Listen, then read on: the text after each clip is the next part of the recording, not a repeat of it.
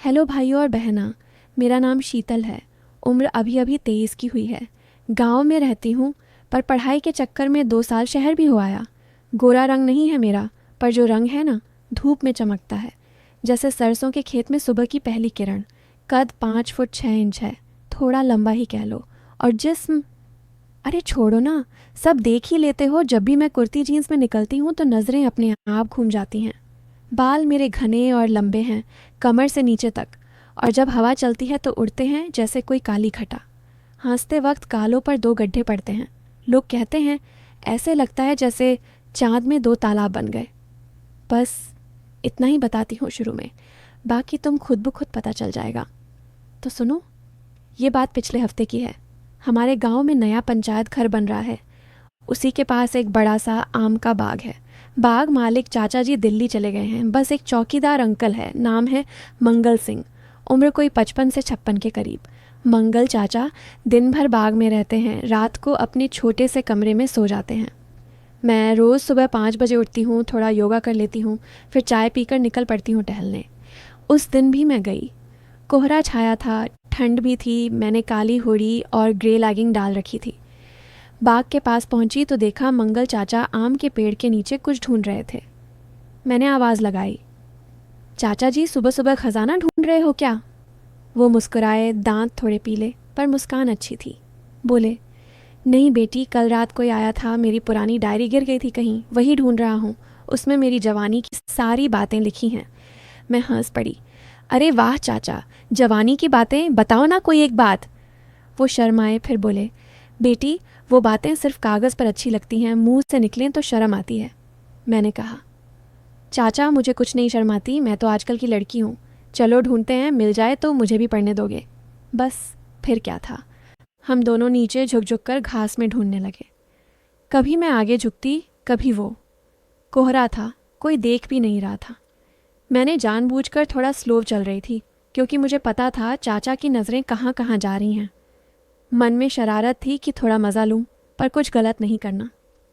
अचानक मेरे हाथ कुछ लगा। मैंने उठाया तो वो डायरी थी, पुरानी मोटी लाल कवर वाली। मैंने चाचा को दी और बोली, लो चाचा, तुम्हारी जवानी वापस आ गई।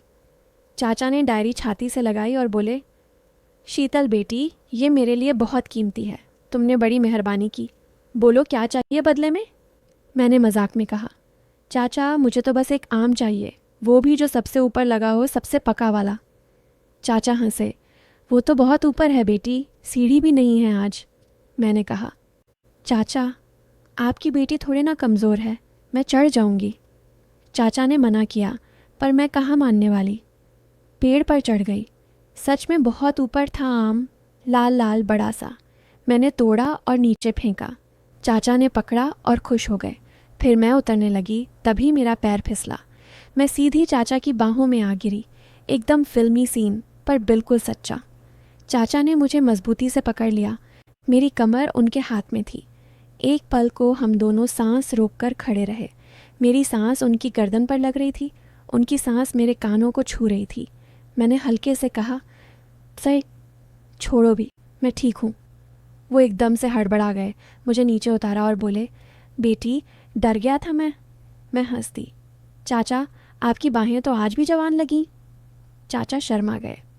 फिर हम दोनों बाग के उस छोटे से कमरे में गए चाय पीने। कमरा छोटा सा था, एक खाट, एक मेज़, एक पुराना रेडियो। चाचा ने चाय बनाई, मैं खाट पर बैठ गई, चाचा सामने कुर्सी पर। चाय पीते पीते बातें होने लगीं। चाचा ने धीरे से पूछा, शीतल तुम्हारी शादी की बात हुई? मैंने कहा, हुई तो बहुत बार, पर मुझे कोई पसंद नहीं आया। सबके सब एक जैसे लगते हैं, बस शरीर देखते हैं, दिल कोई नहीं देखता। चाचा चुप रहे, फिर बोले, बेटी मैंने भी अपनी ज़िंदगी में बहुत गलतियाँ की हैं, जवानी में बहुत भटका। ये डायरी उसी भटकाव की गवाह है। मैंने कहा, चाचा मुझे पढ़ने दो ना एक पेज। चाचा ने मना किया, पर मैंने ज़िद की। आखिर में वो मान गए। एक पेज खोला, उसमें लिखा था, आज फिर वो आई, उसकी आंखें ऐसी थीं जैसे कुआं में डूब जाऊं। मैंने उसका हाथ पकड़ा, उसने नहीं छुड़ाया। हम दोनों पेड़ के पीछे। फिर बस इतना ही लिखा था, बाकी पेज फट गया था। मैंने चाचा की तरफ देखा, वो सर झुकाए बैठे थे। मैंने धीरे से कहा, चाचा उस औरत का नाम क्या था? चाचा ने लंबी सांस ली और बोले, उसका नाम सुशीला था, मेरी मौसी की बेटी। हम दोनों एक दूसरे से बहुत प्यार करते थे, पर घर वालों ने शादी नहीं होने दी। उसकी शादी कहीं और हो गई, फिर वो चली गई। मैं टूट गया। उसी टूटन में मैंने बहुत गलत रास्ते पकड़े, शराब, औरतें। फिर एक दिन पता चला सुशीला मर गई डिलीवरी के समय। उसकी आखिरी चिट्ठी मेरे पास है। उसमें लिखा था, मंगल, अगर बेटी हुई तो उसका नाम शीतल रखना। मैं सन्न रह गई, मेरी आंखें भर आईं। चाचा ने आंसू पोंछते हुए कहा, शीतल, तुम बिल्कुल सुशीला जैसी लगती हो। आंखें, नाक, हंसी, सब। आज तक मैंने किसी को नहीं बताया, पर आज जब तुम पेड़ से गिरी और मेरी बाहों में आई, मुझे लगा सुशीला वापस आ गई। मैं रो पड़ी। चाचा ने मुझे बाप जैसे गले लगाया। उस पल कुछ और नहीं था, सिर्फ एक बाप और उसकी बेटी का मिलन था। फिर चाचा ने डायरी मुझे दे दी और बोले, ये तुम रखो, इसमें मेरी सारी गलतियां हैं, सारी सीखें हैं। तुम पढ़ना, और जो गलतियां मैंने की वो कभी मत करना। मैंने डायरी ली और घर आ गई। रात भर पढ़ती रही। उसमें सिर्फ गलतियां नहीं थीं, उसमें एक टूटे हुए दिल की दास्तान थी। अगले दिन से मैं रोज़ भाग जाने लगी। अब चाचा मुझे अपनी बेटी कहते हैं, मैं उन्हें पापा कहती हूँ। गांव वाले कुछ कुछ बातें करते हैं, पर हमें कोई फ़र्क नहीं पड़ता।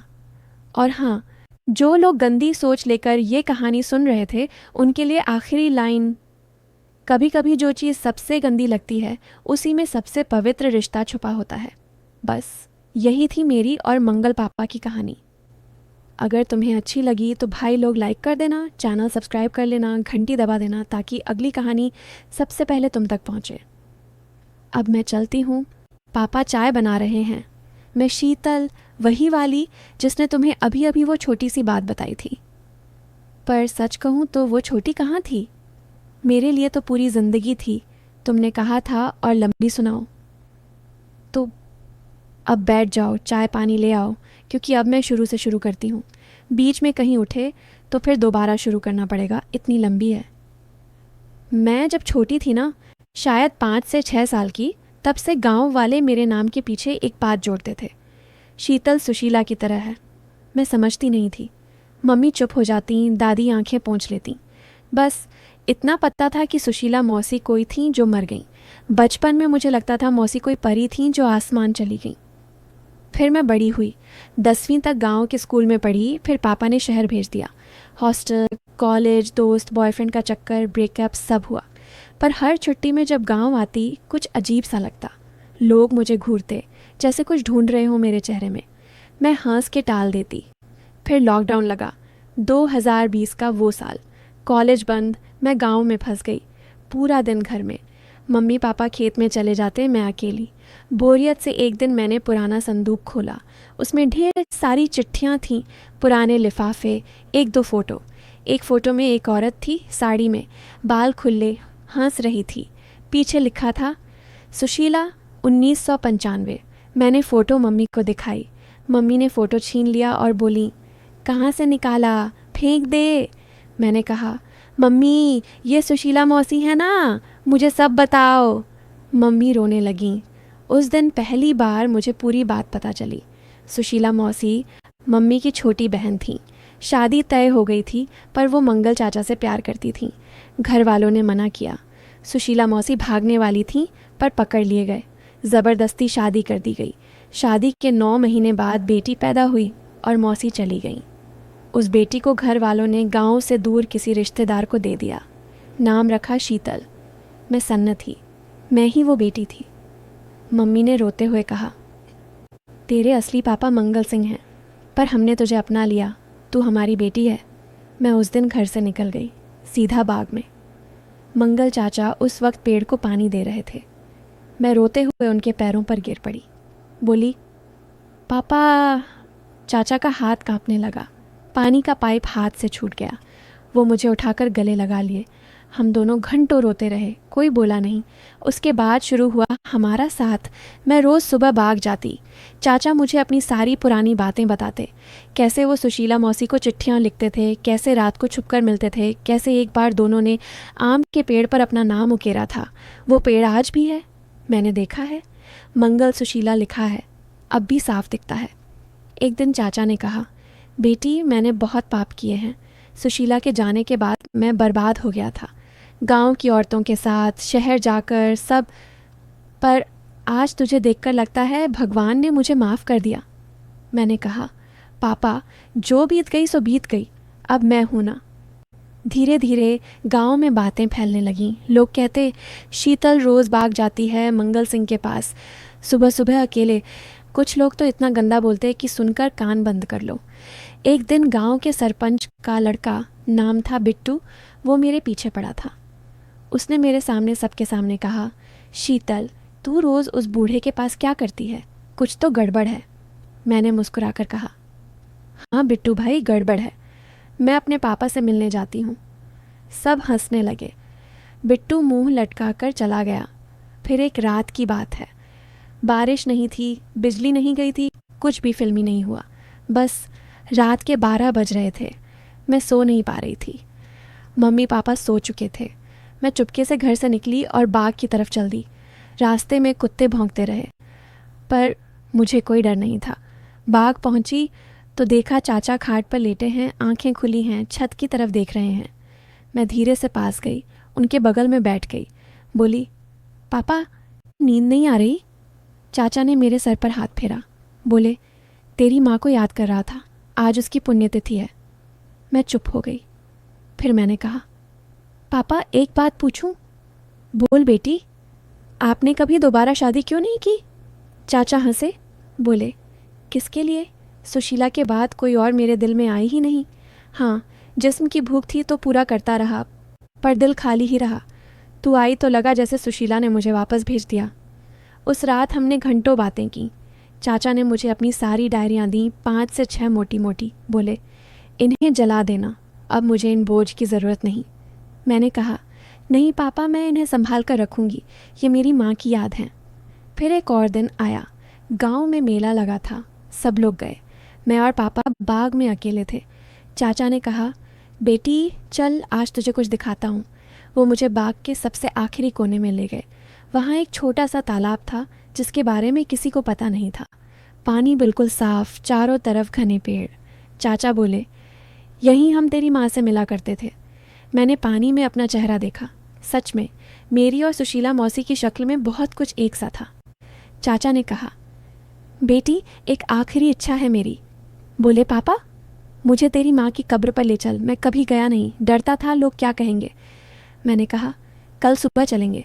अगली सुबह हम दोनों निकले। मम्मी को कुछ नहीं बताया। गांव से 8 किलोमीटर दूर एक पुराना कब्रिस्तान था। वहाँ एक छोटी सी कब्र थी जिस पर सिर्फ सुशीला लिखा था। कोई तारीख नहीं, कोई सरनेम नहीं। चाचा वहाँ बैठ गए, घंटों बैठे रहे। मैं दूर खड़ी देखती रही। फिर चाचा ने माथा टेका और बोले, सुशीला मैं आ गया, हमारी बेटी ले आई, अब मुझे माफ़ कर दे। वापसी में चाचा बिल्कुल हल्के लग रहे थे, जैसे सालों का बोझ उतर गया हो। उसके 2 महीने बाद चाचा को दिल का दौरा पड़ा। हॉस्पिटल ले गए। डॉक्टर ने कहा ज़्यादा चांस नहीं। मैं रात दिन वहीं रही। आखिरी रात चाचा ने मुझे बुलाया। बोले, बेटी मेरी एक आखिरी चिट्ठी है, इसे मेरे जाने के बाद खोलना। फिर सुबह 4 बजे चाचा चले गए। मैंने चिट्ठी खोली, उसमें सिर्फ 2 लाइन लिखी थी। शीतल, मैंने अपनी सारी ज़मीन पुश्तैनी बाग तेरे नाम कर दिया है। वकील साहब के पास वसीयत, उसमें सोने के कुछ गहने थे और एक फ़ोटो जिसमें मंगल चाचा और सुशीला मौसी साथ में थे, बहुत खुश। पीछे लिखा था, हमारी बेटी के लिए जब वो बड़ी हो जाएगी। आज मैं वही बाग संभालती हूँ। सुबह 5 बजे उठती हूँ, योगा करती हूँ, फिर बाग चली जाती हूँ। लोग अब भी बातें करते हैं, पर अब कहते हैं शीतल तो बाग की मालकिन बन गई। और हाँ, कभी कभी रात को मैं उस तालाब के पास बैठती हूँ। हवा चलती है तो लगता है पापा और माँ कहीं पास ही हैं। बस यही थी मेरी पूरी कहानी, अब सच में पूरी ख़त्म। अगर तुम्हें रोना आया या गुस्सा आया या कुछ और तो कमेंट में बता देना। और हाँ, लाइक, सब्सक्राइब, घंटी सब कर देना यार। अगली कहानी में मिलते हैं। अब मैं चलती हूँ, बाग में पानी देना है। बाय।